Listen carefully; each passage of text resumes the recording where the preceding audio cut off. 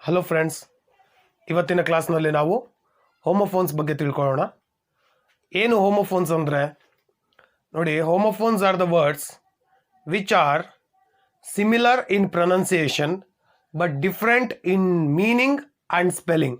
ಅಂದರೆ ಯಾವ words pronunciation ಅಂದರೆ ಉಚ್ಚಾರಣೆ ಒಂದೇ ರೀತಿ ಇರುತ್ತೆ, ಆದರೆ ಸ್ಪೆಲ್ಲಿಂಗ್ ಮತ್ತು ಮೀನಿಂಗ್ ಹತ್ರ ಅರ್ಥ ಬೇರೆ ಬೇರೆ ಇರುತ್ತೆ. ಅಂಥ ವರ್ಡ್ಸ್ನ ಇಂಗ್ಲೀಷ್ನಲ್ಲಿ ನಾವು ಹೋಮೋಫೋನ್ಸ್ ಅಂತ ಹೇಳ್ತೀವಿ. ಸೊ ಇವತ್ತಿನ ಕ್ಲಾಸ್ನಲ್ಲಿ ನಿಮಗೆ ಅಂತಹ ಇಂಪಾರ್ಟೆಂಟ್ ಆಗಿರೋಂತಹ 30 ಹೋಮೋಫೋನ್ಸ್ನ ಎಕ್ಸಾಂಪಲ್ ಮುಖಾಂತರ ನಿಮಗೆ ಎಕ್ಸ್ಪ್ಲೇನ್ ಮಾಡ್ತೀನಿ. Okay, so one by one ನಾವು ಹೋಮೋಫೋನ್ಸ್ನ ಎಕ್ಸಾಂಪಲ್ ಮುಖಾಂತರ ಲರ್ನ್ ಮಾಡ್ತಾ ಹೋಗೋಣ. ಓಕೆ, ಸೊ ನಮ್ಮ ಮೊದಲೇ ಹೋಮೋಫೋನ್ ಅಂದರೆ ನೋಡಿ, my father purchased, my father purchased a dash in Bangalore. ನೋಡಿ, ಇಲ್ಲಿ ಎರಡು ವರ್ಡ್ ಇದೆ. ಒಂದು SIT ಸೈಟ್, ಇನ್ನೊಂದು SIGHT site.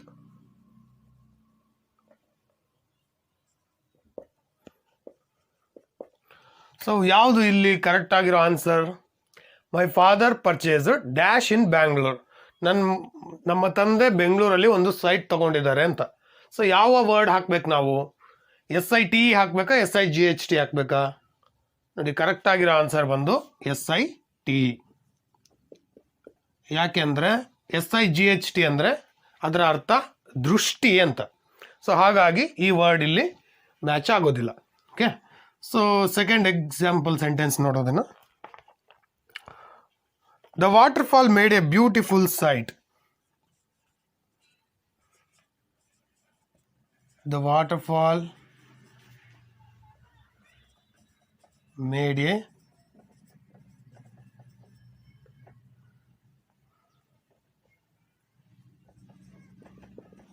Beautiful dash. So ಇಲ್ಲಿ ಸೇಮ್ ವರ್ಡ್ ಸೈಟ್ ಸೈಟ್, ಇದರಿಂದ ಯಾವ ವರ್ಡ್ ಹಾಕೋಣ ಇಲ್ಲಿ? SIT ಸೈಟಾ ಇಲ್ಲ SIGHT ಸೈಟ್ ಬರುತ್ತಾ ನೋಡಿ. So the waterfall made a beautiful dash, beautiful site ಅಂತ, ಜಲಪಾತದ ದೃಶ್ಯ ತುಂಬ ಚೆನ್ನಾಗಿದೆ ಅಂತ. ಸೊ ಹಾಗಾಗಿ ಈ ಸೈಟ್ ಆಗೋದಿಲ್ಲ. ಈ ಸೈಟ್ ಅಂದ್ರೇನು?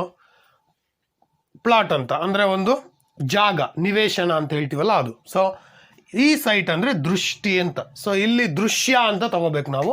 ಸೊ ಹಾಗಾಗಿ the waterfall made a beautiful sight, SIGHT ಇದಕ್ಕೆ ಕರೆಕ್ಟ್ ಆದ ಹೋಮೋಫೋನ್. ಸೊ ಇನ್ನೊಂದು ಮೂರನೇ ಸೆಂಟೆನ್ಸ್ ನೋಡೋಣ. Our lunch dash is at 1 o'clock. Is at 1 o'clock. So ಇಲ್ಲಿ ನೋಡಿ, ಇಲ್ಲಿ ಎರಡು ವರ್ಡ್ ಕೊಡ್ತೀನಿ. BREAK word, BRAKE word. So ಯಾವುದು ಕರೆಕ್ಟಾಗಿ ಇಲ್ಲಿ ಮ್ಯಾಚ್ ಆಗುತ್ತೆ? Our lunch break is at 1 o'clock. So ಇಲ್ಲಿ ಯಾವ ವರ್ಡ್ ಅಂದರೆ BREAK, ಇದು ಕರೆಕ್ಟ್ ಆನ್ಸರ್. ಯಾಕೆ ನೋಡಿ, BREAK ಇದನ್ನೇ ಯೂಸ್ ಮಾಡಬೇಕು. ಲಂಚ್ ಬ್ರೇಕ್ ಅನ್ನೋ ವರ್ಡ್ಗೆ BREAK. ಯಾಕೆ ಈ ವರ್ಡ್ ಆಗಲ್ಲ ಅಂದರೆ, ಈ ವರ್ಡ್ ಅರ್ಥ ಏನು ಬರುತ್ತೆ ಅಂದರೆ, the appliance which is used to reduce the speed of vehicle. ಅಂದರೆ ನಾವು ವೆಹಿಕಲ್ಸಲ್ಲಿ ಬ್ರೇಕ್ ಇರುತ್ತಲ್ವ, ಸೊ ಅದರ ಸ್ಪೆಲ್ಲಿಂಗ್ ಇದು. ಸೊ ಅದಕ್ಕೆ ಇದನ್ನು ಯೂಸ್ ಮಾಡಬಾರ್ದು. BRAKE ಅಂದರೆ ವೆಹಿಕಲ್ಸಲ್ಲಿ ಇರುತ್ತಲ್ಲ ಬ್ರೇಕು, ಅದರ ಒಂದು ಸ್ಪೆಲ್ಲಿಂಗ್. ಸೊ ಇದರ ಅರ್ಥ ಏನಂದರೆ, ಬ್ರೇಕ್ ಅನ್ನೋದಕ್ಕೆ ಎರಡು ಅರ್ಥ ಬರುತ್ತೆ ಇಲ್ಲಿ. ಬ್ರೇಕ್ ಅಂದರೆ ಮುರಿ ಅಂತ ವರ್ಬ್ ಅಂದರೆ, ಅದೇ ಬ್ರೇಕ್ನ ನೌನ್ ಆಗಿ ಯೂಸ್ ಮಾಡಿದಾಗ ಅದು ವಿಶ್ರಾಂತಿ ಅಂತ ಬರುತ್ತೆ. ವಿಶ್ರಾಮ ಅಥವಾ ವಿಶ್ರಾಂತಿ ಅವಧಿ ಅಂತ ಬರುತ್ತೆ. ಓಕೆ, ಸೊ ಹಾಗಾಗಿ ನೆಕ್ಸ್ಟ್ ಸೆಂಟೆನ್ಸ್ ನೋಡೋಣ. I am going there tomorrow. I am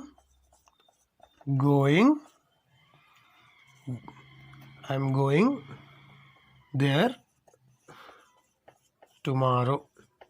so ಇಲ್ಲಿ ನೋಡಿ, ಇಲ್ಲಿ ಎರಡು ವರ್ಡ್ ಇದೆ. THEIR ಒಂದು, THERE ಒಂದು. ಸೊ ಯಾವುದು ಕರೆಕ್ಟಾಗಿರೋ ಆನ್ಸರ್? ನಾನು ನಾಳೆ ಅಲ್ಲಿಗೆ ಹೋಗ್ತೀನಿ ಅಂತ, ಅಲ್ಲಿ ಅಂತ. ಸೊ ಇಲ್ಲಿ ಕರೆಕ್ಟಾಗಿರೋ ಆನ್ಸರ್ ಬಂದು THERE. I am going there. THERE. There ಅಂದರೆ ಅಲ್ಲಿ ಅಂತ, ಅಲ್ಲಿಗೆ ಅಂತಾದರೂ ಆಗ್ಬೋದು. I am going there tomorrow. ಈ ದೇರ್ ಅಂದರೆ ಏನು? ಈ ದೇರ್ ಅಂದರೆ ಅವರ ಅಂತ. It is their problem. Okay, it is their shoes. ಅವರ ಅಂತ ಅರ್ಥ ಬರುತ್ತೆ. ಓಕೆ, ಹೀಗೆ ನಾವು ಹೋಮೋಫೋನ್ಸ್ನ ಮಾಡ್ತಾ ಹೋಗಬೇಕು.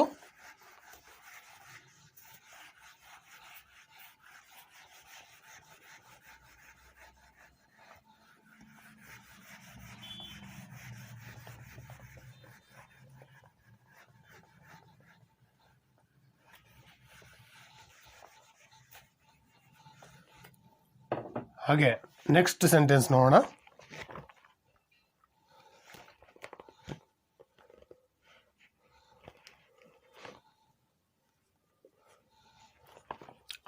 He is on leave tomorrow.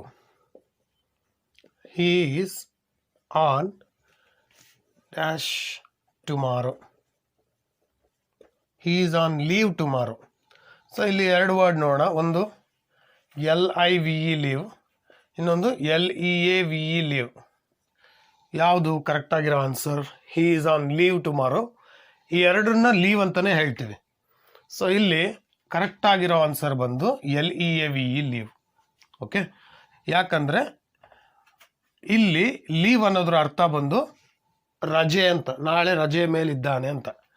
So ಈ LIVE ಅಂದರೆ ಇದು ವಾಸಿಸು ಅಂತ ಆಗುತ್ತೆ. Okay, LEAVE leave. ಮತ್ತು ಇದಕ್ಕೆ ಇನ್ನೂ ಒಂದು ಅರ್ಥನೂ ಇದೆ. LEAVE ವರ್ಬ್ ಆಗಿ ಯೂಸ್ ಮಾಡಿದಾಗ ಇದು ಹೊರಡು ಅಂತ ಆಗುತ್ತೆ. ಓಕೆ, ಸೊ ಅದನ್ನು ಕೂಡ ನೀವು ಜ್ಞಾಪಕ ಇಟ್ಕೋಬೇಕು. ಸೊ ನೆಕ್ಸ್ಟ್ ಎಕ್ಸಾಂಪಲ್ ನೋಡೋಣ. It is dash problem. It is dash problem. So ಇದನ್ನ ಆಗಲೇ ನಾನು ಹೇಳಿದೆ. ಸೊ ಇಲ್ಲಿ ಯಾವುದು ಇದಕ್ಕೆ ಕರೆಕ್ಟ್ ಆಗಿರೋ ಆನ್ಸರ್ ಆಗುತ್ತೆ? ಇಟ್ ಈಸ್ ದೇರ್ ಪ್ರಾಬ್ಲಮ್ ಅಂತ. ಇದು ಅವರ ಸಮಸ್ಯೆ. ಸೊ ಇದಕ್ಕೆ ಕರೆಕ್ಟ್ ಆಗಿರೋ ಆನ್ಸರ್ ಬಂದು THEIR. ಅವರ ಅಂತ. THERE ಅಂದರೆ ಅಲ್ಲಿ ಅಂತ ಆಗುತ್ತೆ. ಓಕೆ, ಸೊ ನೋಡ್ಕೊಳ್ಳಿ, ಹೋಮೋಫೋನ್ಸ್ ಪ್ರೊನೌನ್ಸಿಯೇಷನ್ ಒಂದೇ ಇರುತ್ತೆ, ಬಟ್ ಅದರ ಒಂದು ಮೀನಿಂಗ್ ಬೇರೆ ಇರುತ್ತೆ. Okay, Gandhiji was a man of principles. Gandhiji was a man of dash. So ಇಲ್ಲಿ ಪ್ರಿನ್ಸಿಪಾಲ್ ಹಾಗೆ ಪ್ರಿನ್ಸಿಪಲ್ ಎರಡು ವರ್ಡ್ ಇದೆ. Gandhiji was a man of principle. ಯಾವ ಪ್ರಿನ್ಸಿಪಲ್? ಸೊ ಇಲ್ಲಿ ಕರೆಕ್ಟ್ ಆಗಿರೋ ಆನ್ಸರ್ ಬಂದು PRINCIPLE. ಪ್ರಿನ್ಸಿಪಲ್ ಅಂತ ಬರಬೇಕು. ಯಾಕಂದರೆ ಇದರ ಅರ್ಥ ತತ್ವಗಳು ಅಂತ. ಗಾಂಧೀಜಿ ತತ್ವಾಧಾರಿತ ವ್ಯಕ್ತಿ ಅಂತ ಬರುತ್ತೆ. ಈ ಪ್ರಿನ್ಸಿಪಾಲ್ ಅಂದ್ರೇನು? ಸೊ ಅದರ ಅರ್ಥ head of the educational institution, ಅಂದರೆ ಒಂದು ಶಿಕ್ಷಣ ಸಂಸ್ಥೆಯ ಮುಖ್ಯಸ್ಥರು ಅಂತ. CIPAL ಬಂದರೆ ಅದು, PLE ಬಂದರೆ ತತ್ವಗಳು ಅಂತ. ಓಕೆ, ನೆಕ್ಸ್ಟ್ ಸೆಂಟೆನ್ಸ್ ನೋಡೋಣ. He sat dash me. He sat dash me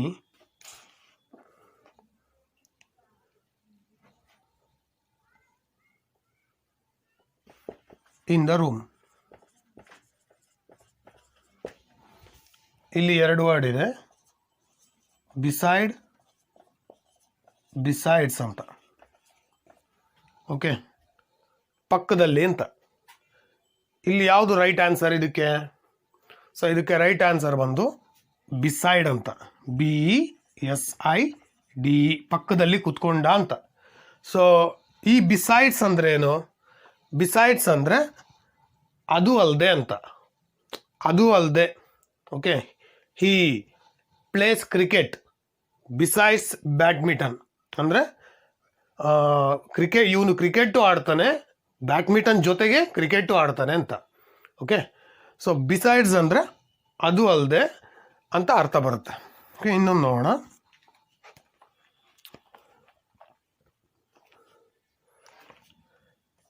he dash he taught English at BMSV college. English at BMSV college. So ಇಲ್ಲಿ ಎರಡು ವರ್ಡ್ ಇದೆ, THOUGHT TAUGHT.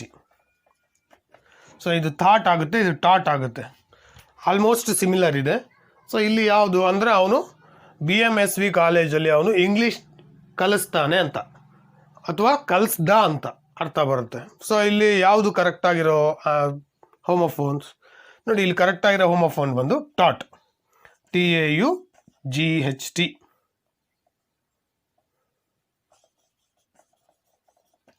ಟಾಟ್ ಅಂದರೆ ಟೀಚ್ನ past tense, teach taught. But ಈ thought ಅಂದರೆ ಏನಾಗುತ್ತೆ, ಇಲ್ಲಿ ಥಿಂಕ್ ಪಾಸ್ಟ್ ಟೆನ್ಸ್, ಇದು ಥಿಂಕ್ ಥಾಟ್. ಹಾಗೆ ಇದು ನೌನ್ ಆಗಿ ತಗೊಂಡಾಗ ಯೋಚನೆ ಅಂತ ಬರುತ್ತೆ, ಆ ಥಾಟ್ ಅಂತ. ಸೊ ಹಾಗಾಗಿ ಇದಾಗಲ್ಲ. ಇಲ್ಲಿ ಹಿ taught TAU taught English at BMSV college. ಅವನು ಇಂಗ್ಲೀಷ್ನ BMSV ಕಾಲೇಜಲ್ಲಿ ಕಲಿಸ್ದ ಅಂತ, ಟೀಚ್ ಮತ್ತು ಪಾಸ್ಟ್ ಟೆನ್ಸ್ ಬಂದು ಟಾಟ್. ಸೊ ಇದು ಬಂದು ಥಿಂಕ್ನ ಪಾಸ್ಟ್ ಟೆನ್ಸ್ ಥಾಟ್ ಆಗಿರೋದ್ರಿಂದ ಸೊ ಇದು ಆಗೋದಿಲ್ಲ. ಓಕೆ, ಸೊ ಇನ್ನಷ್ಟು ಸೆಂಟೆನ್ಸಸ್ನ ನೋಡೋಣ.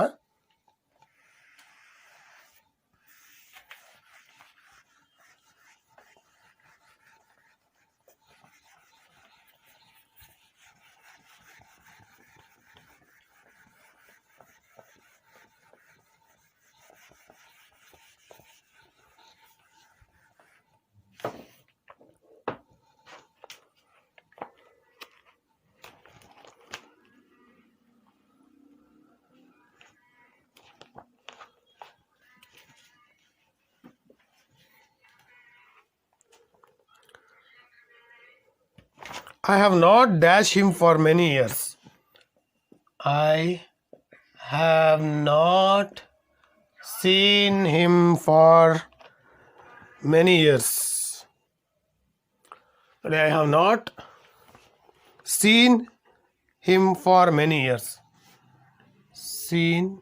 Not seen him for many years. So ಇಲ್ಲಿ ಎರಡು ವರ್ಡ್ ಇದೆ, SEEN SCENE. ಯಾವ್ದು ಮ್ಯಾಚ್ ಆಗುತ್ತೆ ಇಲ್ಲಿ? ನಾನು ಅವನ್ನ ಬಹಳ ವರ್ಷಗಳಿಂದ ನೋಡಲಿಲ್ಲ ಅಂತ. ಸೊ ಇಲ್ಲಿ ಕರೆಕ್ಟ್ ಆಗಿರೋ ಆನ್ಸರ್ ಬಂದು ಸೀನ್, SEEN. ಈ ಸೀನ್ ಅಂದರೆ ಏನೋ ಅರ್ಥ ಬರುತ್ತೆ, ನೋಟ ಅಥವಾ ದೃಶ್ಯ, ಅದೇ ಸೈಟ್ ಅಂತ ಹೇಳಿದ್ನಲ್ಲ, ಅದೇ ರೀತಿ ಸೀನ್ ಅಂದರೆ ವೀಕ್ಷಣೆ ಅಥವಾ ಒಂದು ನೋಟ ಅಥವಾ ಒಂದು ಸುಂದರವಾದ ದೃಶ್ಯ ಅಂತ ಅರ್ಥ ಬರುತ್ತೆ. ಸೊ ಹಂಗಾಗಿ ಇಲ್ಲಿ ಮ್ಯಾಚ್ ಆಗೋ ವರ್ಡು ಸೀನ್ ಅಂತ. ಇದು ಸಿ ಅನ್ನೋ ವರ್ಡ್ ಇದೆಯಲ್ಲ, ಅದರ ಒಂದು ಥರ್ಡ್ ಫಾರ್ಮ್, ಸಾ ಸೀನ್. ಸೊ ಅದರ ಒಂದು ಥರ್ಡ್ ಫಾರ್ಮ್. ಸೊ ಅದು ಇಲ್ಲಿ ಕರೆಕ್ಟ್ ಆಗಿರೋ ಸಿನಾನಿಮ್ ಆಗಿರುತ್ತೆ. ಓಕೆ, ಸೊ ನೆಕ್ಸ್ಟ್ ಸೆಂಟೆನ್ಸ್ ನೋಡೋಣ.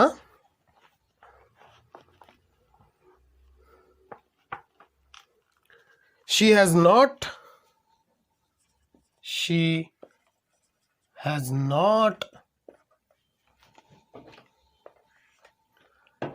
not heard from her son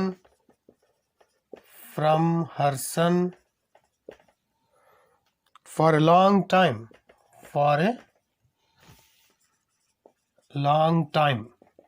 so ಇಲ್ಲಿ ಎರಡು ವರ್ಡ್ ಇದೆ ನಮಗೆ, HEARD ಹರ್ಡ್ ಮತ್ತು HERD ಹರ್ಡ್. ಓಕೆ, ಸೊ ಇಲ್ಲಿ ಯಾವುದು correct? She has not heard from her son for a long time ಅಂದರೆ ಅವಳು ಅವನ ಮಗನಿಂದ ಯಾವುದೇ ಒಂದು ಲೆಟ್ರ್ ಆಗಲಿ, ಯಾವುದೇ ಒಂದು ವಿಷಯ ಆಗಲಿ ಅವಳ ಮಗನ ಬಗ್ಗೆ ಅವಳಿಗೆ ತಿಳಿಲಿಲ್ಲ ಬಹಳ ಕಾಲದಿಂದ ಅಂತ. ಸೊ ಇಲ್ಲಿ ಯಾವ ಒಂದು ವರ್ಡ್ ಮ್ಯಾಚ್ ಆಗುತ್ತೆ? ಸೊ ಇಲ್ಲಿ ಶಿ ಹ್ಯಾಸ್ ಕೇಳಲಿಲ್ಲ, ಯಾವುದೇ ವಿಷಯ ಕೇಳ್ಪಡಲಿಲ್ಲ ಅಂತ. ಸೊ ಇಲ್ಲಿ ಕರೆಕ್ಟಾಗಿರೋ ವರ್ಡ್ ಬಂದು ಹರ್ಡ್, HEARD. ಸೊ ಹಿಯರ್ನ ಪಾಸ್ಟ್ ಟೆನ್ಸ್, ಹಿಯರ್ ಅನ್ನೋ ವರ್ಡ್ನ ಪಾಸ್ಟ್ ಟೆನ್ಸ್ ಇದು. Past participle, she has not heard, third form. So ಈ ಹರ್ಡ್ ಅಂದರೆ ಮಂದೆ ಅಂತ.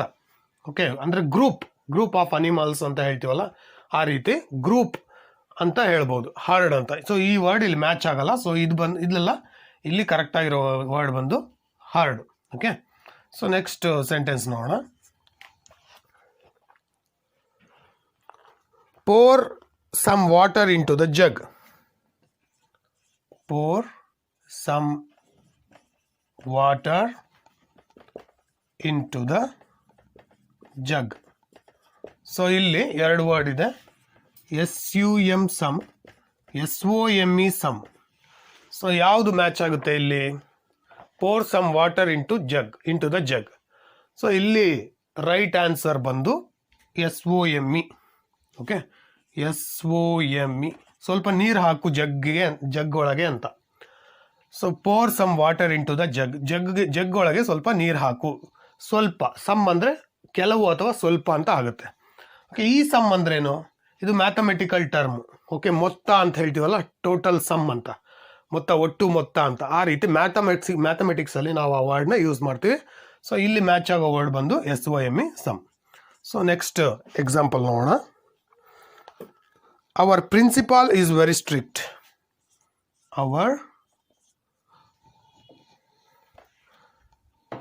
Our principal is very strict. ನೋಡಿ ಇಲ್ಲಿ ಎರಡು ವರ್ಡ್ ಮತ್ತೆ ಅದೇ ಆಗಲೇ ಬರೆದಿದ್ವಲ್ಲ, PRINCIPLE.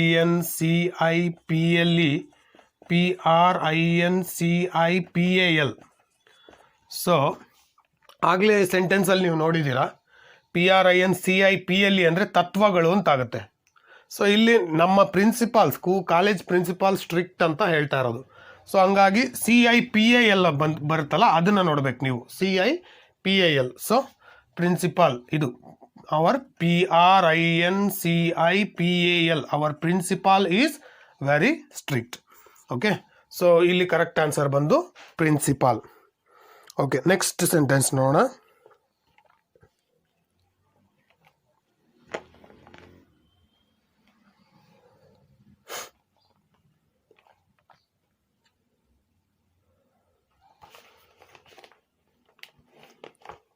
All the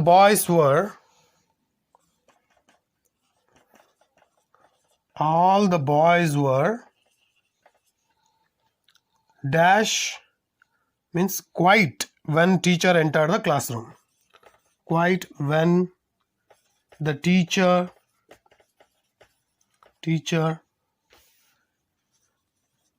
entered the classroom. ನೋಡಿ ಇಲ್ಲಿ ಎರಡು ವರ್ಡ್ ಇದೆ, QUITE quite, QUIET quiet. So ಯಾವುದು ರೈಟ್ ವರ್ಡ್ ಇಲ್ಲಿ ನೋಡಿ? All the boys were quiet when the teacher entered the class room.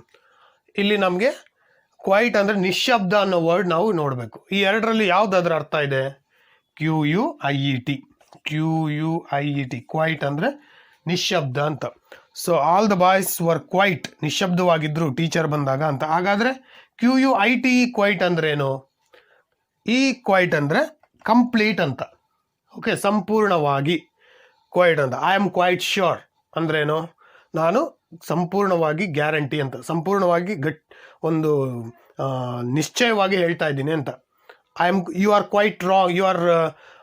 Quite wrong ಅಂತ ಹೇಳಿದ್ರೆ, ಸೊ ಅಲ್ಲೇನಾಗುತ್ತೆ, ಯು ಆರ್ ರಾದರ್ ರಾಂಗ್ ಅಂತ ಹೇಳ್ತೀವಿ. But you are quite wrong ಅಂತ ಹೇಳಿದ್ರೆ ನೀನು ಸಂಪೂರ್ಣವಾಗಿ ತಪ್ಪು ಅಂತ, ಅಥವಾ ರಾಂಗ್ ಆಗಿದೆಯಾ ಅಂತ. ಸೊ ಹಾಗಾಗಿ ಇಲ್ಲಿ ಮ್ಯಾಚ್ ಆಗೋ ವರ್ಡು QUIET ಅಂತ.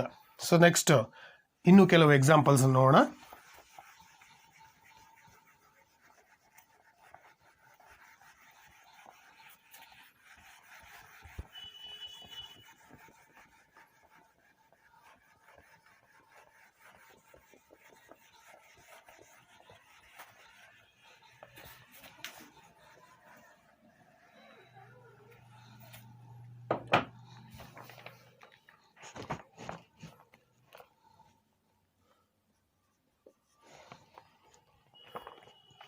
ಇಟ್ ಈಸ್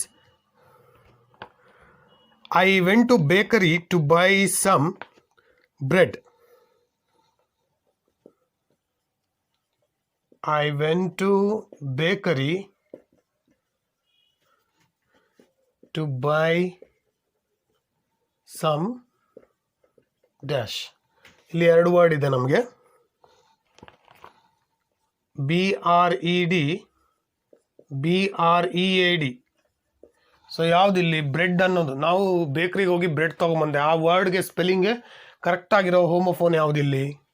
ಇಲ್ಲಿ ಆನ್ಸರ್ ಬಂದು BREAD. BREAD. ಸೊ ಈ ಬ್ರೆಡ್ ಅಂದ್ರೇನು? ಇದು ಬ್ರೀಡ್ ಅನ್ನೋ ವರ್ಡ್ನ ಪಾಸ್ಟ್ ಟೆನ್ಸ್. ಓಕೆ, ಬ್ರೀಡ್ ಅಂದರೆ ಉತ್ಪನ್ನ ಮಾಡು ಅಂತ ಹೇಳ್ತೀವಲ್ಲ, ಸೊ ಇದು ಸೈಂಟಿಫಿಕ್ ಟರ್ಮು. ಆ ಬ್ರೀಡ್ನ ಒಂದು ಪಾಸ್ಟ್ ಟೆನ್ಸ್ ಬಂದು ಬ್ರೆಡ್ ಅಂತ. ಇಲ್ಲಿ ಕರೆಕ್ಟ್ ಆಗಿರೋ ಆನ್ಸರ್ ಬಂದು BREAD. Okay, so next example ನೋಡೋಣ.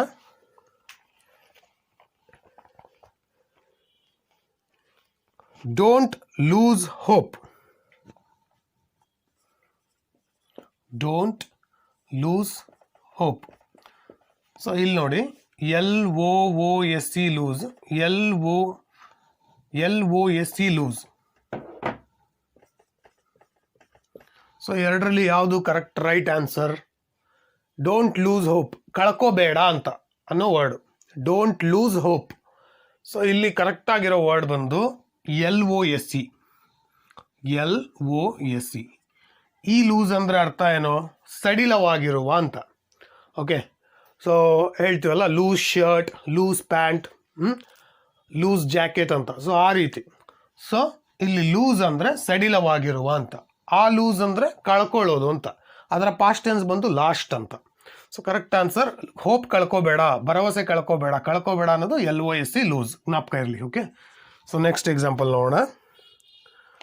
Roses are grown all over the world. Roses are grown all over the world. So ಇಲ್ಲಿ ಗ್ರೋನ್ ಅನ್ನೋದು ಎರಡು ವರ್ಡ್ ಇದೆ ನಮಗೆ, GROWN ಗ್ರೋನ್ ಒಂದು, GROAN ಗ್ರೋನ್ ಒಂದು. ಸೊ ಇಲ್ಲಿ ಯಾವ್ದು ಕರೆಕ್ಟ್ ಆನ್ಸರ್? ರೋಸ್ಗಳನ್ನು ಇಡೀ ಪ್ರಪಂಚದಲ್ಲೆಲ್ಲ ಬೆಳೀತಾರೆ ಅಂತ. ಸೊ ಬೆಳೆಯೋದು ಅನ್ನೋ ವರ್ಡ್ ಯಾವುದು? ಕರೆಕ್ಟಾಗಿರೋ ಮೀನಿಂಗ್ ಕೊಡೋ ವರ್ಡ್ ಯಾವಿದೆ ಎರಡರಲ್ಲಿ? ಇಲ್ಲಿ ರೈಟ್ ಆನ್ಸರ್ ಬಂದು GROWN. ಇದು ಗ್ರೋ ಅನ್ನೋ ವರ್ಡ್ ಇದೆಯಲ್ಲ, ಅದರ ಮೂರನೇ ಫಾರ್ಮ್, ಗ್ರೋ, ಗ್ರ್ಯೂ, ಗ್ರೋನ್. ಸೊ ಇಲ್ಲಿ ಈ ಗ್ರೋನ್ ಅಂದರೆ ಏನು? ಇದರ ಅರ್ಥ ಬಂದು ನರಳಾಡು ಅಂತ. ಓಕೆ, ನರಳಾಡು, ಹಿ ಈಸ್ ಗ್ರೋನಿಂಗ್ ಅಂದರೆ ಅವನು ನರಳಾಡ್ತಾ ಇದ್ದಾನೆ ಅಂತ. ಸೊ ಹಾಗಾಗಿ ಇದು ಇಲ್ಲಿ ಈ ಸೆಂಟೆನ್ಸ್ಗೆ ಸರಿಯಾದ ಆನ್ಸರ್ ಅಲ್ಲ. ಓಕೆ, ಸೊ ನೆಕ್ಸ್ಟ್ ನೋಡೋಣ. The principal sent the student home. The principal sent the student home. So ಇಲ್ಲಿ ನಮ್ಗೆ ಎರಡು ವರ್ಡ್ ಇದೆ, ಒಂದು SENT, ಇನ್ನೊಂದು SCENT ಅಂತ. ಪ್ರಿನ್ಸಿಪಾಲ್ ಸ್ಟೂಡೆಂಟ್ನ ಮನೆಗೆ ಕಳಿಸಿದ್ರು ಅಂತ ಅರ್ಥ. ಸೊ ಈ ಎರಡರಲ್ಲಿ ಕರೆಕ್ಟಾಗಿರೋ ಆನ್ಸರ್ ಯಾವುದು? ನೋಡಿ, ಇಲ್ಲಿ ನಮಗೆ ಕಳಿಸಿದ್ರು ಅನ್ನೋ ಅರ್ಥ ಇರೋವಂಥ ವರ್ಡ್ ಬೇಕು. ಇಲ್ಲಿ ಕರೆಕ್ಟಾಗಿರೋ ಆನ್ಸರ್ ಬಂದು ಸೆಂಟ್, SENT. ಸೊ ಹಾಗಾದರೆ ಈ ವರ್ಡ್ ಮೀನಿಂಗ್ ಏನು? ಸೆಂಟ್, SCENT ಬಂದರೆ ಅದರ ಅರ್ಥ ಸುಗಂಧ ದ್ರವ್ಯ ಅಂತ. ಸೆಂಟ್ ಅಂತೀವಲ್ಲ ನಾವು, ಸೆಂಟ್ ಹಾಕೋತೀವಲ್ಲ, ಅದರ ಒಂದು ಸ್ಪೆಲ್ಲಿಂಗ್ ಬಂದು SCENT. ಸೊ SENT ಬಂದರೆ ಅದು ಸೆಂಡ್ನ third form, sent third form ಇರುತ್ತದು. ಓಕೆ, ಅಥವಾ ಸೆಂಡ್ನ ಸೆಕೆಂಡ್ ಫಾರ್ಮ್ ಆದರೂ ಆಗಿರ್ಬೋದು. ಸೊ ನೆಕ್ಸ್ಟ್ ಸೆಂಟೆನ್ಸ್ ನೋಡೋಣ. So will you meet me at the airport? Will you meet me at the airport? ಏರ್ಪೋರ್ಟಲ್ಲಿ ಮೀಟ್ ಆಗ್ತೀಯಾ ಅಂತ. ಇಲ್ಲಿ ಎರಡು ಮೀಟ್ ಅನ್ನೋ ಎರಡು ವರ್ಡ್ ಇದೆ, MEAT meat, MEET meet. So ಎರಡು ವರ್ಡಲ್ಲಿ ಕರೆಕ್ಟಾಗಿರೋ ವರ್ಡ್ ಯಾವುದು ನೋಡಿ? ನನ್ನ ಭೇಟಿ ಆಗ್ತೀಯಾ, ಭೇಟಿ ಆಗೋ ಅನ್ನೋ ವರ್ಡ್ ಯಾವುದು ಇವೆರಡರಲ್ಲಿ? ಸೊ ಇಲ್ಲಿ ಕರೆಕ್ಟಾಗಿರೋ ಆನ್ಸರ್ ಬಂದು meet, MEET meet. Okay, MEAT meet ಅಂದರೆ ಮಾಂಸ ಅಂತ. ಓಕೆ, ಅದು ಇಲ್ಲಿ ಆನ್ಸರ್ ಅಲ್ಲ. ಇಲ್ಲಿ ಆನ್ಸರ್ ಬಂದು MEET ಮೀಟ್ ಅಂದರೆ ಭೇಟಿ ಆಗೋದು ಅಂತ. ಸೊ ಹಾಗೆ ನೆಕ್ಸ್ಟ್ ಸೆಂಟೆನ್ಸ್ ನೋಡೋಣ. ಇನ್ನಷ್ಟು ಎಕ್ಸಾಂಪಲ್ಸ್ನ ಕಲಿತಾ ಹೋಗೋಣ.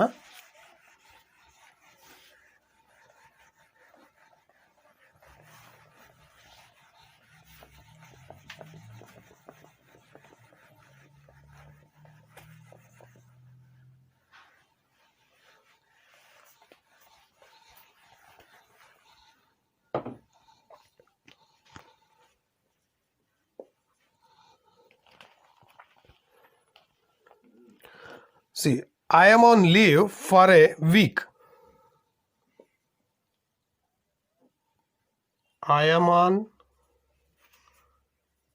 leave for a week. ಇಲ್ಲಿ WEEK ವೀಕ್ ಇದೆ, ಹಾಗೆ WEAK ವೀಕ್ ಇದೆ. ನಾನು ಒಂದು ವಾರ ಲೀವ್ ಅಲ್ಲಿ ಅಥವಾ ರಜದಲ್ಲಿ ಇರ್ತೀನಿ ಅಂತ ಹೇಳಬೇಕು. ಓಕೆ, ಇಲ್ಲಿ ಯಾವ ವರ್ಡು ಒಂದು ವಾರ ಅನ್ನೋದನ್ನ ಹೇಳುತ್ತೆ? ಓಕೆ, ವಾರ ಅನ್ನೋ ವರ್ಡು ಇಲ್ಲಿ WEEKನೂ ಇದೆ, WEAKನೂ ಇದೆ. ಸೊ ಇಲ್ಲಿ ರೈಟ್ ವರ್ಡ್ ಬಂದು WEEK. Okay, WEEK. ಈ ವೀಕ್ ಅಂದ್ರೇನು? ಈ ವೀಕ್ ಅಂದರೆ ಸುಸ್ತಾಗಿರೋದು ಅಥವಾ ಅಶಕ್ತವಾಗಿರೋದು, ನಿರ್ಬಲವಾಗಿರೋದು ಅಂತ. ಸೊ ಅದರ ಅರ್ಥ WEAKನ ಯೂಸ್ ಮಾಡಬೇಕು. WEEK ಅಂದರೆ ವಾರ ಅಂತ ಆಗುತ್ತೆ. This week I am going to Bangalore ಅಂತ ಹೇಳ್ತೀವಲ್ಲ, ಅಲ್ಲಿ ನೀವು WEEKನ ಯೂಸ್ ಮಾಡಿ. Okay, so next sentence learn ಮಾಡೋಣ. The weather has been pleasant during the month. The weather so ಇದ್ರ ಬದಲಾಗಿ ಇನ್ನೊಂದು ಸೆಂಟೆನ್ಸ್ ನೋಡೋಣ. ಇಲ್ಲಿ ನೋಡಿ, ಇಲ್ಲಿ ಎಕ್ಸ್ಪ್ಲೇನ್ ಮಾಡಿಬಿಡ್ತೀನಿ ನಿಮಗೆ. Okay,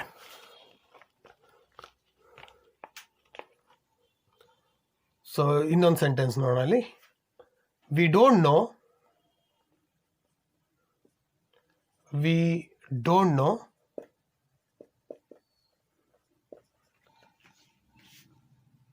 weather he stays here. So ಇಲ್ಲಿ WEATHER ಹಾಗೆ WHETHER ಅಂದರೆ ನಮಗೆ ಅವನು ಇಲ್ಲಿ ಇರ್ತಾನೋ ಇಲ್ವೋ ಅನ್ನೋದು ನಮಗೆ ಗೊತ್ತಿಲ್ಲ ಅಂತ. We don't know whether he stays here. ಅವನು ಇಲ್ಲಿ ಸ್ಟೇ ಮಾಡ್ತಾನೋ ಇಲ್ಲೋ ನಮಗೆ ಗೊತ್ತಿಲ್ಲ ಅಂತ. ಸೊ ಎರಡರಲ್ಲಿ ಒಂದು ಯಾವುದಾದ್ರೂ ನಡಿಬೋದು ಅಂತ ಹೇಳೋ ಅಂಥ ವರ್ಡ್ನ ನಾವು ಇಲ್ಲಿ ಚೂಸ್ ಮಾಡಬೇಕು. ಈ ಎರಡರಲ್ಲಿ ಯಾವುದದು ವರ್ಡು? ಸೊ ಇಲ್ಲಿ ರೈಟ್ ಆನ್ಸರ್ ಬಂದು ಇದು WHETHER. ನೋಡಿ, ಈ ವರ್ಡ್ನ ನಾವು ಎಲ್ಲಿ ಯೂಸ್ ಮಾಡ್ತೀವಿ ಗೊತ್ತಾ? ಎರಡರಲ್ಲಿ ಯಾವುದಾದ್ರೂ ನಡಿಬೋದು ಅನ್ನೋ ವಿಷಯದಲ್ಲಿ ನಮಗೆ ಗೊತ್ತಿಲ್ಲದೆ ಇರೋಂಥ ಟೈಮಲ್ಲಿ. We don't know whether he stays here, we don't know whether he goes. Okay, I don't know whether I know. Okay, I don't know whether I can answer. So ಈ ರೀತಿ ಎರಡರಲ್ಲಿ ಒಂದು ಯಾವುದಾದ್ರೂ ನಡಿಬೋದು, ಬಟ್ ಅದು ನಮ್ಗೆ ಗೊತ್ತಿಲ್ಲ ಅನ್ನೋವಾಗ ನಾವು ವೆದರ್ನ ಯೂಸ್ ಮಾಡ್ತೀವಿ. ಹಾಗೆ ಈ ವೆದರ್ ಅಂದ್ರೇನು? WETHER ಅಂದರೆ ಹವಾಮಾನ ಅಂತ. The weather is nice today. Weather ಅಂತೀವಲ್ಲ, ಅದರ ರೈಟ್ ಸ್ಪೆಲ್ಲಿಂಗ್ ಬಂದು WEATHER. ಇಲ್ಲಿ ಈ ಸೆಂಟೆನ್ಸಲ್ಲಿ ನಮಗೆ ಇದು ಆನ್ಸರ್ ಅಲ್ಲ. ಇಲ್ಲಿ ರೈಟ್ ಆನ್ಸರ್ ಬಂದು WHETHER. ಸೊ ಈ ವೆದರ್ ಅಂದ್ರೇನು? ಹವಾಮಾನ ಅಂತ, WEATHER. ಓಕೆ, ನೆಕ್ಸ್ಟ್ ಎಕ್ಸಾಂಪಲ್ ನೋಡೋಣ.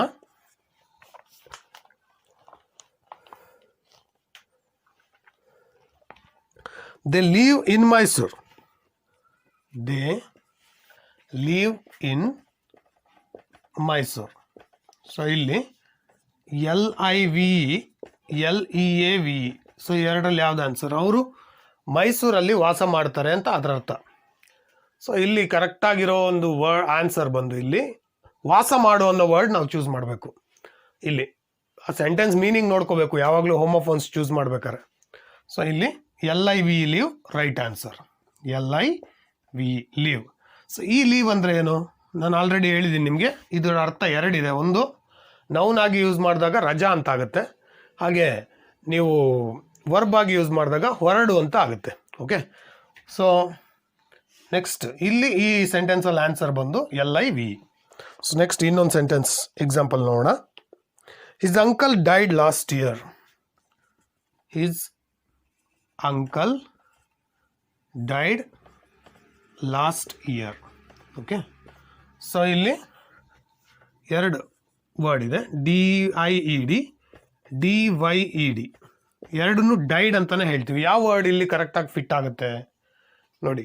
ಈಸ್ ಅವರ ಅಂಕ ಕಳೆದ ವರ್ಷ ನಿಧನ ಹೊಂದಿದ್ರು ಅಥವಾ ಸತ್ತು ಹೋದ್ರು ಅಂತ. ಸೊ ಇಲ್ಲಿ ಅದಕ್ಕೆ ಕರೆಕ್ಟಾಗಿರೋ ವರ್ಡ್ನ ನಾವು ಚೂಸ್ ಮಾಡಬೇಕು. DYED ಆಗಲ್ಲ. ಸೊ ಇಲ್ಲಿ ಕರೆಕ್ಟಾಗಿರೋ ಆನ್ಸರ್ ಬಂದು DIED. ಡೈಡ್ ಅಂದರೆ ಸತ್ತು ಹೋದ್ರು ಅಂತ. ಹಾಗಾದರೆ ಈ ವರ್ಡ್ ಅರ್ಥ ಏನು? DYED, ತಲೆಗೆ ಡೈ ಹಾಕ್ತೀವಲ್ಲ, ಬಣ್ಣ ಹಾಕ್ತೀವಲ್ಲ, ಸೊ ಅದಕ್ಕೆ ಈ ವರ್ಡ್ನ ಯೂಸ್ ಮಾಡ್ತೀವಿ, DYED. ಬಟ್ ಎರಡನ್ನೂ ಡೈಡ್ ಅಂತಾನೆ ಹೇಳ್ತೀವಿ. ಓಕೆ. ಸೊ ನೆಕ್ಸ್ಟ್ ಎಕ್ಸಾಂಪಲ್ ನೋಡೋಣ. He has a car besides a scooter. He has a car besides scooter. ನೋಡಿ ಇಲ್ಲಿ ಎರಡು ವರ್ಡ್ ಇದೆ, ಬಿಸೈಡ್ ಒಂದು, ಬಿಸೈಡ್ಸ್ ಒಂದು. ಓಕೆ. ಇಲ್ಲಿ ನಮಗೇನು, ಅವನಿಗೆ ಸ್ಕೂಟರ್ ಜೊತೆಯಲ್ಲಿ ಕಾರು ಇದೆ, ಅದ್ರ ಜೊತೆಗೆ ಅಂತ ಅರ್ಥ ಬರ್ಬೇಕು ನಮಗೆ. ಅವನಿಗೆ ಸ್ಕೂಟರ್ ಜೊತೆಯಲ್ಲಿ ಅವನ ಹತ್ರ ಕಾರು ಇದೆ ಅಂತ. ಸೊ ಹಂಗಾದ್ರೆ ಯಾವುದು? ಈ ಬಿಸೈಡ್ ಅಂದರೆ ಪಕ್ಕದಲ್ಲಿ ಅಂತ ಆಗುತ್ತೆ.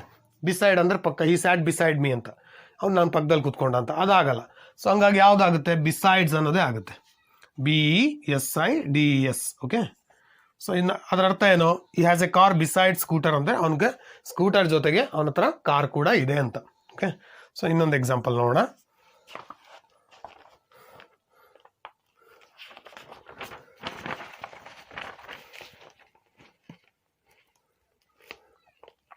He has a wound on his feet. He has a wound on his feet. ಇಲ್ಲಿ FEAT ಫೀಟ್, ಹಾಗೆ FEET ಫೀಟ್ ಅಂತ. ಓಕೆ. ಅವನಿಗೆ ಫೀಟ್ ಅಥವಾ ಪಾದದಲ್ಲಿ ಒಂದು ಗಾಯ ಆಗಿದೆ ಅಂತ. ಓಕೆ. ಪಾದದಲ್ಲಿ ಒಂದು ಗಾಯ ಆಗಿದೆ. ಪಾದ ಅನ್ನೋ ಕರೆಕ್ಟಾಗಿರೋ ವರ್ಡ್ನ ಯೂಸ್ ಮಾಡಬೇಕು. ಎಲ್ಲಿ, ಯಾವ ವರ್ಡ್ ಇಲ್ಲಿ? FEATನ ಅಥವಾ FEETನ? ಸೊ ಇಲ್ಲಿ ಕರೆಕ್ಟಾಗಿರೋ ಆನ್ಸರ್ ಬಂದು FEET ಅಂತ. ಓಕೆ. ಹಾಗಾದರೆ FEAT ಅನ್ನೋ ವರ್ಡ್ ಏನು? FEAT ವರ್ಡ್ ಅಂದರೆ ಅಚೀವ್ಮೆಂಟ್ ಅಂತ, ಹೈಟ್ ಆಫ್ ಅಚೀವ್ಮೆಂಟ್ ಅಂತ, ಸಾಧನೆಯ ಶಿಖರ ಅಂತೀವಲ್ಲ, ಅದನ್ನು ಫೀಟ್ ಅಂತ ಹೇಳ್ತೀವಿ, FEAT feet. Okay. So for example, doctor APJ Abdul Kalam achieved A great feet in his life ಅಂತ. ಅದಕ್ಕೆ ಎಲ್ಲಿ ಯಾವುದನ್ನು ಯೂಸ್ ಮಾಡ್ತೀರಾ ನೀವು? FEATನ ಯೂಸ್ ಮಾಡ್ತೀರಾ. FEET ಫೀಟ್ ಅಂದರೆ ಅದು ಪಾದ ಅಂತ. ಸೊ ಇಲ್ಲಿ he has A wound on his feet ಅಂತಿದೆ. ಸೊ ಅದಕ್ಕೆ ಆ ಆನ್ಸರ್ ಮ್ಯಾಚ್ ಆಗುತ್ತೆ. ಓಕೆ. ಹಾಗೆ ನೆಕ್ಸ್ಟ್ ಎಕ್ಸಾಂಪಲ್ ನೋಡೋಣ. He is the only heir to the property. He is the only heir to the property.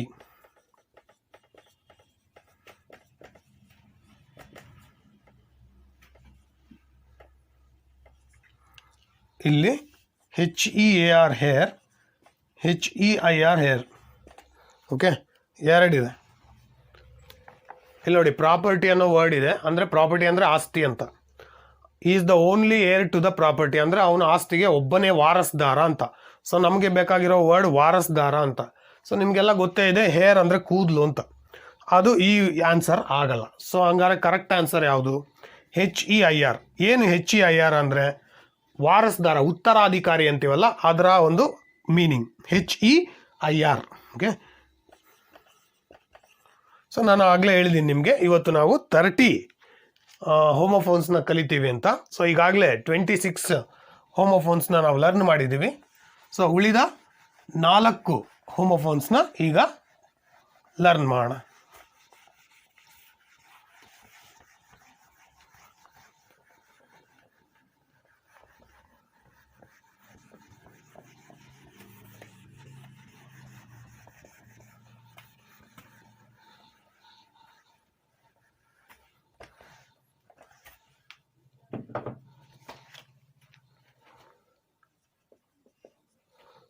So next example.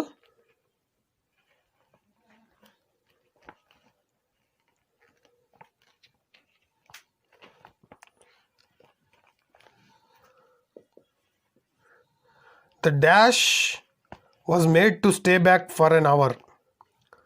Okay. The class, the whole class was made to stay back, was made to stay back, was made to stay back for an hour. For an hour. So ಇಲ್ಲಿ HOLE hole, WHOLE hole ಅಂದರೆ ಇಡೀ class stay back ಅಂದರೆ ಅಲ್ಲೇ ಇಟ್ಕೋಬೇಕಾಯಿತು, ಅಂದರೆ bell ಆದಮೇಲೆ ಕೂಡ ಅವರು ಮನೆಗೆ ಹೋಗದೆ ಅಲ್ಲೇ ಸ್ಟೇ ಮಾಡಬೇಕಾಯಿತು ಅಂತ. ಇಡೀ ಕ್ಲಾಸ್ ಅಂತ ಇಲ್ಲಿ ನೋಡಿ, the whole class was made to stay back for an hour ಅಂದರೆ ಇಡೀ ಕ್ಲಾಸ್ ಪೂರ್ತಿ ಎಲ್ಲರೂ ಅಲ್ಲೇ ಇರಬೇಕಾಯಿತು ಅಂತ. ಇಡೀ ಅನ್ನೋ ಒಂದು ವರ್ಡ್ಗೆ ನಾವು ವರ್ಡ್ನ ನೋಡಬೇಕು. ಓಕೆ, ಯಾವ ವರ್ಡ್ ಆಗುತ್ತೆ? HOLE ಹೋಲ್ ಆಗುತ್ತಾ, WHOLE ಹೋಲ್ ಆಗುತ್ತಾ? ಸೊ ಇಲ್ಲಿ ಕರೆಕ್ಟಾಗಿರೋ ವರ್ಡ್ ಬಂದು WHOLE whole. The whole class, whole ಅಂದರೆ ಇಡೀ ಅಂತ. The whole country, the whole state, the whole school. Okay, whole ಅಂದರೆ ಇಡೀ ರಾಜ್ಯ ಅಂದರೆ ದ ಹೋಲ್ ಸ್ಟೇಟ್, ಇಡೀ ಕಂಟ್ರಿ ಅಂದರೆ ದ ಹೋಲ್ ಕಂಟ್ರಿ ಅಂತ, ಇಡೀ ದೇಶ ಅಂದರೆ ದ ಹೋಲ್ ಕಂಟ್ರಿ ಅಂತ. ಓಕೆ, ಇಡೀ ಪ್ರಪಂಚ ಅಂದರೆ ದ ಹೋಲ್ ವರ್ಲ್ಡ್ ಅಂತ. ಸೊ ಅಲ್ಲಿ WHOLE. ಈ ಹೋಲ್ ಅಂದ್ರೆ ಏನು? ರಂಧ್ರ ಅಥವಾ ತೂತು ಅಂತೀವಲ್ಲ, ಅದು WHOLE. ಸೊ ಇದು ಆನ್ಸರ್ ಅಲ್ಲ. ಸೊ ಅದು ಕರೆಕ್ಟ್ ಆಗಿರೋ ಆನ್ಸರ್ ಆಗುತ್ತೆ ಇಲ್ಲಿ. ಓಕೆ, ನೆಕ್ಸ್ಟ್ ಎಕ್ಸಾಂಪಲ್ ನೋಡೋಣ. ನೋಡಿ, he wants to buy a house. He wants to buy a house. So ಇಲ್ಲಿ BUY ಬೈ ಇದೆ, BY ಬೈ ಇದೆ. ಓಕೆ, ಇಲ್ಲಿ ಯಾವುದು ಕರೆಕ್ಟ್ ಆಗಿರೋ ಆನ್ಸರ್ ನೋಡಿ. ಅವನು ಒಂದು ಮನೆಯನ್ನು ಖರೀದಿ ಮಾಡಲು ಬಯಸುತ್ತಿದ್ದಾನೆ ಅಂತ. ಓಕೆ, ಖರೀದಿಸು ಅನ್ನೋ ವರ್ಡ್ಗೆ ನಾವು ಕರೆಕ್ಟಾಗಿರೋ ವರ್ಡ್ ಹುಡುಕ್ಬೇಕೀಗ. ಯಾವುದಾಗುತ್ತೆ? BUY ಅನ್ನೋದು ಇಲ್ಲಿ right answer. He wants to buy a house. ಈ ಬೈ ಅಂದ್ರೇನು? ಇಂದ ಅಂತ ಅರ್ಥ. ಓಕೆ, ಇಂದ ಅಂದ್ರೇನು? ಬೈ ಮೀ, ನನ್ನಿಂದ. ಬೈ ಯು, ನಿನ್ನಿಂದ. ಓಕೆ, ಬೈ ಬ್ಯಾಂಗ್ಳೂರ್, ಬ್ಯಾಂಗ್ಳೂರ್ನಿಂದ. He is coming by Bangalore, ಅವ್ನು ಬ್ಯಾಂಗ್ಳೂರಿಂದ ಬರ್ತಾ ಇದ್ದಾನೆ ಅಂತ. ಫ್ರಮ್ ಅಂತಲೂ ಅರ್ಥ. ಸೊ ಈ ಬೈ ಅನ್ನೋದು ಇಂದ ಅನ್ನೋ ಒಂದು ಅರ್ಥವನ್ನು ಕೊಡುತ್ತೆ. ಸೊ ಹಾಗಾಗಿ ಇಲ್ಲಿ ಕರೆಕ್ಟಾಗಿರೋ ಖರೀದಿಸು, ಈ ವಾಂಟ್ಸ್ ಟು ಬೈ ಅಂದರೆ BUY. He wants to buy a house. Okay, so next example ನೋಡೋಣ. Time and tide wait for none. Wait for none. TIED TIDE. Time and tide wait for none. ಸಮಯ ಮತ್ತು ಸಮುದ್ರದ ಅಲೆ ಯಾರಿಗೂ ಕಾಯುವುದಿಲ್ಲ ಅಂತ. Okay, so ಇಲ್ಲಿ ಯಾವ ಟೈಡು, ಯಾವ ವರ್ಡ್ ಕರೆಕ್ಟ್ ಆಗಿದೆ ಅದಕ್ಕೆ? TIEDನ TIDEನ? ಸಮುದ್ರದ ಅಲೆ ಅಂತ, ದೊಡ್ಡ ಅಲೆಗಳು ಅಂತ. ಇಲ್ಲಿ ಕರೆಕ್ಟ್ ಆಗಿರೋ ವರ್ಡ್ ಬಂದು TIDE. ಓಕೆ, ಈ ಟೈಡ್ ಅಂದರೆ ಕಟ್ಟು ಅಂತ ಆಗುತ್ತೆ. ಓಕೆ, ಸೊ ಹಾಗಾಗಿ ಆಗಲ್ಲ. ಇದರಲ್ಲೂ ಒಂದು ಎಕ್ಸಾಂಪಲ್ ನೋಡೋಣ ಬನ್ನಿ. ಓಕೆ, 30th ಎಕ್ಸಾಂಪಲ್ ಅದೇ ನೋಡೋಣ. He tied his horse. He tied his horse to a tree. ಇಲ್ಲಿ ಎರಡು ಮತ್ತೆ ಅದೇ ವರ್ಡ್ ಹಾಕೋಣ, TIED TIDE. ಅವನ ಕುದುರೆಯನ್ನ ಒಂದು ಮರಕ್ಕೆ ಕಟ್ಟಿದ ಅಂತ. ಸೊ ಇಲ್ಲಿ ನಿಮಗೆ ಗೊತ್ತೇ ಇದೆ, TIDE ಟೈಡ್ ಅಂದರೆ ಸಮುದ್ರದ ಅಲೆ ಅನ್ನೋ ಹೋಗಿದ. ಸೊ ಇದು ಆನ್ಸರ್ ಆಗೋದಿಲ್ಲ. ಟೈಡ್, ಟೈ ಅಂದರೆ ಕಟ್ಟು ಅಂತ, TIE. ಅದರ ಒಂದು ಪಾಸ್ಟ್ ಟೆನ್ಸ್ ಬಂದು tied. So he tied his horse to a tree. Okay, so ಇದು ನಾವಿವತ್ತು ಕಲಿತಂತಹ 30 ಹೋಮೋಫೋನ್ಸ್. ಬಹಳ ಫ್ರೀಕ್ವೆಂಟ್ ಆಗಿ ಯೂಸ್ ಮಾಡ್ತೀವಿ ಇದನ್ನು. ಭಾಳ ಎಕ್ಸಾಮ್ಸಲ್ಲಿ ಕೇಳ್ತಾನೆ, 10th ಎಕ್ಸಾಮ್ಸಲ್ಲಿ, ಹಾಗೆ ಕಾಂಪಿಟೇಟಿವ್ ಎಕ್ಸಾಮ್ಸಲ್ಲಿ ಕೂಡ ಕೇಳ್ತಾನೆ. ಸೊ ಗೊತ್ತಿರಲಿ, ಹೋಮೋಫೋನ್ಸ್ ಅಂದರೆ ನಿಮ್ಗೆ ಗೊತ್ತಿರಲಿ, ಪ್ರೊನೌನ್ಸಿಯೇಷನ್ ಸೇಮ್ ಇರುತ್ತೆ, ಹೇಳುವ ಸೌಂಡ್ ಸೇಮ್ ಇರುತ್ತೆ, ಬಟ್ ಸ್ಪೆಲ್ಲಿಂಗು ಚೇಂಜ್ ಇರುತ್ತೆ, ಮೀನಿಂಗು ಚೇಂಜ್ ಇರುತ್ತೆ. ಓಕೆ, ಅಂಥ ವರ್ಡ್ನ ನಾವು ಹೋಮೋಫೋನ್ಸ್ ಅಂತೀವಿ. ಸೊ ಅದನ್ನು ಭಾಳ ಈಸಿಯಾಗಿ ಹೋಮೋಫೋನ್ಸ್, ಕರೆಕ್ಟಾಗಿರೋ ಹೋಮೋಫೋನ್ಸ್ ಯಾವುದು ಅಂತ ಕಂಡುಹಿಡಿಯೋ ರೀತಿ ಏನಂದರೆ ಸೆಂಟೆನ್ಸನ್ನು ಓದಬೇಕು. ನಾವು ಯಾವಾಗ ಸೆಂಟೆನ್ಸನ್ನು 2-3 ಸಲ ಓದ್ತೀವಿ ಆವಾಗ ನಮಗೆ ಯಾವ ವರ್ಡ್ ಅಲ್ಲಿ ಕರೆಕ್ಟಾಗಿ ಫಿಟ್ ಆಗುತ್ತೆ ಅಂತ ಒಂದು ಐಡಿಯಾ ಬರುತ್ತೆ. ಓಕೆ, ನಾವು ಮೊದಲಿಂದ ಇಂಗ್ಲೀಷ್ ಓದಿರೋದ್ರಿಂದ ಒಂದು ಐಡಿಯಾ ಬರುತ್ತೆ ಎಲ್ಲಿ ಯಾವ ವರ್ಡ್ ಕರೆಕ್ಟಾಗಿ ಫಿಟ್ ಮಾಡ್ಬೋದು ಅಂತ.